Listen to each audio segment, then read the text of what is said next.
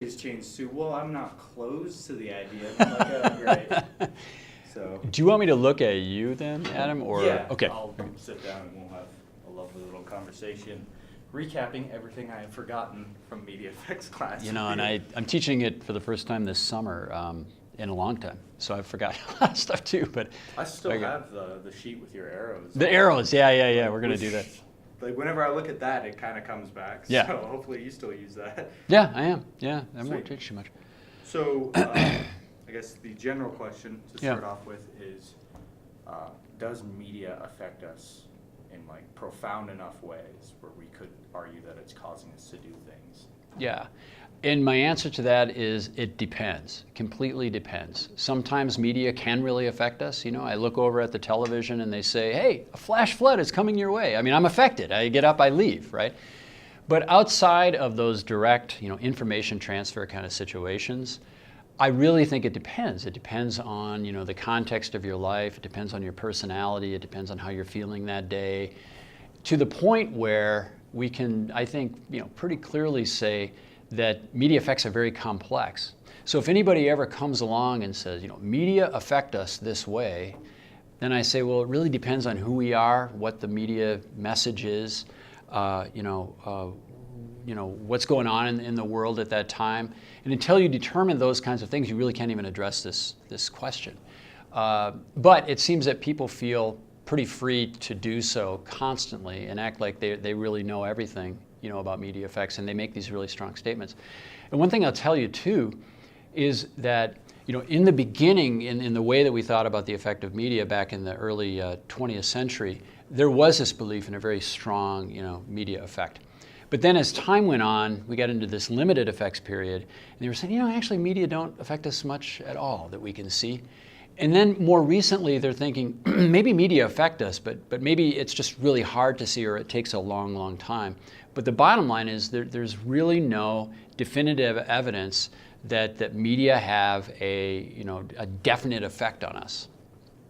Right on. So anyway, I just rambled forever. No, that's fine. So, but that kind of, okay.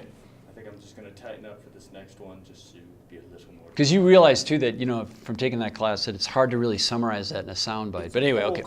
Yeah, okay. Definitely. Like I agree. But you did as best of a job given the circumstances I have placed you in. Yeah. So now, if you just wanted to say your take on it with video games now, with it being a new form of media, like what do you think about it recently coming into that light? Yeah, I mean, clearly video games are a powerful media form, whatever that means.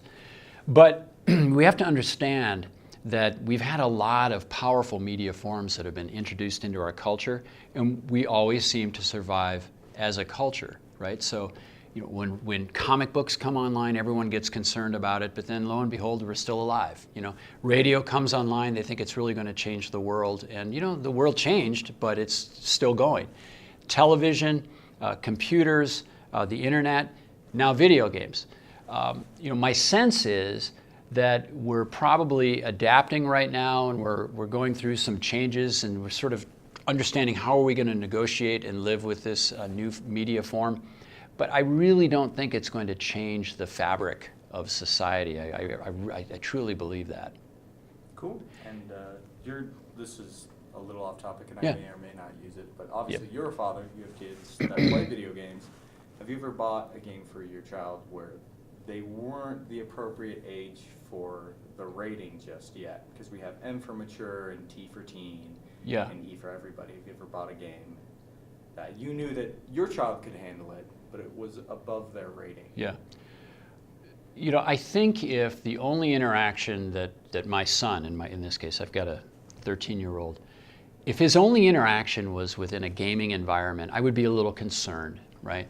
But you have to understand that, he interacts in the gaming environment. Then meantime, he's interacting with others, his friends, either, in person, face-to-face, or over a headset. So there's all this social interaction going on, which can actually be quite positive. Meantime, his 15-year-old sister is criticizing him for playing video games. So he gets the message that you're not supposed to play video games 24/7. He gets that. And then meantime, we're taking him out to the park and we're playing, baseball with him and we're feeding him good food. And he's having all these other interactions in his life. This is one of them. If it was everything he was doing, that could be a problem, I believe. It's not everything he's doing. Okay, so that's the answer to that. Now, you were asking specifically about did he ever, and I'm going to say something about that. Yeah, no, okay, yeah. This is all great. Okay. I believe that a large part of interaction with media is testing yourself, right? So my son, he really wanted, when he was very little, to see Pirates of the Caribbean, but it looked kind of violent and scary for him. I really agonized over whether I should take him to that movie. But I did, because a colleague of mine said, well, maybe he kind of wants to push himself a little bit. Can I go to this scary, creepy movie? And he did, and when he came out, he felt kind of like a feeling of success, right? And so I feel that way with the use of video games. I think younger kids oftentimes want to step up to that next level because they see it as a challenge. Can I absorb that? Can I negotiate with that and live my life in relation to that? Especially when my parents say that it's forbidden and taboo. And so I think it's healthy for kids to test themselves in that way by playing a game that might be a little more above their level. Now, again, as parents, do you want them to play, and I know this doesn't exist, do you want them to be playing the XXX game? Well, maybe not. That's too much of a leap, and you can step in and make that decision for them. But yeah, I mean, are they going to be playing up, 4 or 5 years higher than where they're at? That's up to the parents and the child to decide. I personally think it's generally not a problem. It's just a challenge for them that they want to face, and my son's been pretty normal. Right on. Thank you very much. And is there anything you would like to add? I really said so much. No, it's great. That's the thing, once I get going. Well, it just gave me the idea that I'm thinking I'll definitely put some great sound bites in the package. Yeah. Because I have time. But hey, there's the internet now, so I can put full interviews. That's I have true. a lot of great interviews from a lot of people, so I think right. I'll only put some sound bites from select individuals, but then I'll have links to full Yeah. interviews with everybody. That's a good idea. Works. Yeah, no, that is a real good idea. Because that is so possible now. I'm ripping off Jon Stewart, The Daily Show, because that's how he does it. He always puts He'll put the extra stuff. Well, like before the interview starts, right after they come out of the commercial break, he's like, and this interview went way over time, so the extra stuff is on thedailyshow.com. That's cool. I love that. I wish we could have done that earlier. But yeah, what else?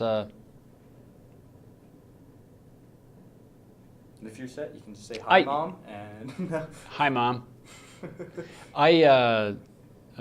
Yeah, I mean, clearly, this is kind of off, and you don't put this one, but clearly, you sort of play an identity in these different presentations of what you think, and clearly, I'm taking the identities of the liberal, media scholar, but generally, okay. Early on, I had a professor by the name of James Boffman at the University of Wisconsin, and that's what he taught me, was that you've got this constant idea out there that the media are all pervasive and hugely determinative and influential, and they're going to really change our world. And he would always say, they probably are going to change our world a little bit. They would almost have to. And that's part of what our world is. But it's amazing the capacity of our culture to not change, to in many ways stay the way they are. I mean, we're always changing, we're always making little changes as we go through history. But any one media form is probably not going to make the kinds of changes that critics are pointing at and worried about.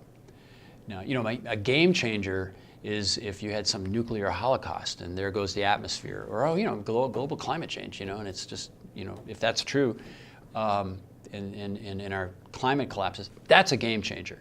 But video games, no. Yeah.